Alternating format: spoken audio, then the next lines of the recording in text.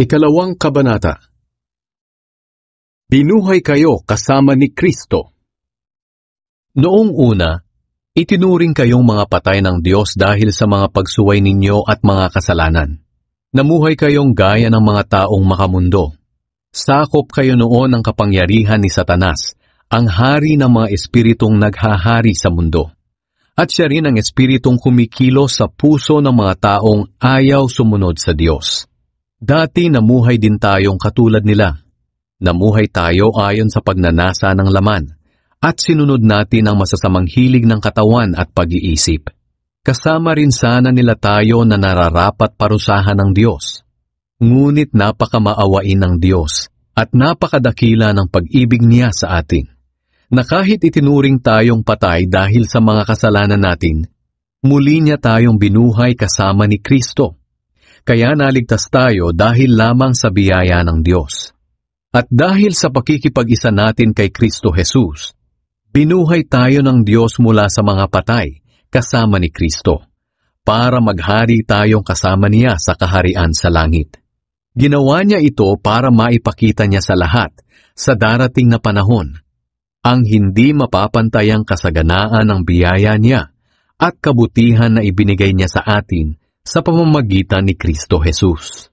Dahil sa biyaya ng Diyos, naligtas kayo, nang sumampalataya kayo kay Kristo.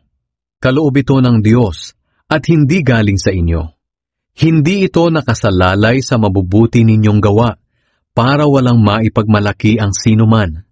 Nilikha tayo ng Diyos, at sa pakikipag-isa natin kay Kristo Jesus, binigyan niya tayo ng bagong buhay, para gumawa tayo ng kabutihan na noon pa'y itinalaga na ng Diyos na gawin natin. Alalahanin niyo ang kalagayan ninyo noon bilang mga hindi Hudyo. Ipinanganak kayong hindi mga Hudyo, at sinasabi ng mga Hudyo na wala kayong kaugnayan sa Diyos dahil sa hindi kayo katulad nila na mga tuli. Pero ang pagkakatuling ito ay sa laman lang. Alalahanin niyo rin na noon ay hindi niyo pa kilala si Kristo. Hindi kayo kabilang sa mga mamamayan ng Israel at hindi sakop na mga kasunduan ng Diyos na batay sa mga pangako niya. Namumuhay kayo sa mundong ito ng walang pag-asa at walang Diyos. Ngunit kayo ngayon ay na kay Kristo na. Malayo kayo noon sa Diyos, pero ngayon ay malapit na kayo sa Kanya, sa pamamagitan ng dugo ni Kristo. At sa pamamagitan ng kamatayan niya, pinagkasundo niya tayo.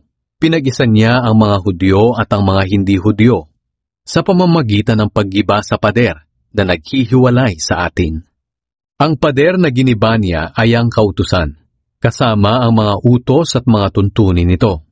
Ginawa niya ito para pag-isahin ang mga Hudyo at hindi Hudyo, nang sa ganoon ay magkasundo na ang dalawa.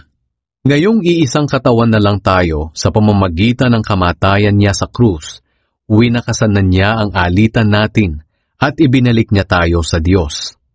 Pumarito si Kristo at ipinahayag ang magandang balita na nagbibigay ng kapayapaan sa inyong mga hindi Hudyo na noong unay malayo sa Diyos, at maging sa aming mga Hudyo na malapit sa Diyos.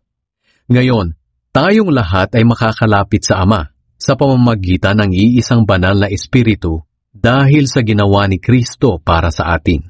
Kaya kayong mga hindi Hudyo ay hindi na mga dayuhan o taga-ibang bansa, kundi kaisa na ng mga pinabanal at kabilang sa pamilya ng Diyos. Tayong mga mananampalataya ay katulad ng gusali na ang mga haligi ay ang mga apostol at mga propeta, at ang pundasyon ay si Kristo Jesus. Sa pamamagitan ni Kristo, ang lahat ng bahagi ng gusali ay nagkakaugnay-ugnay at nagiging isang banal na templo ng Panginoon. At dahil kayo ay na kay Kristo, bahagi na rin kayo nitong gusaling itinatayo, kung saan nananahan ng Diyos sa pamamagitan ng Kanyang Espiritu.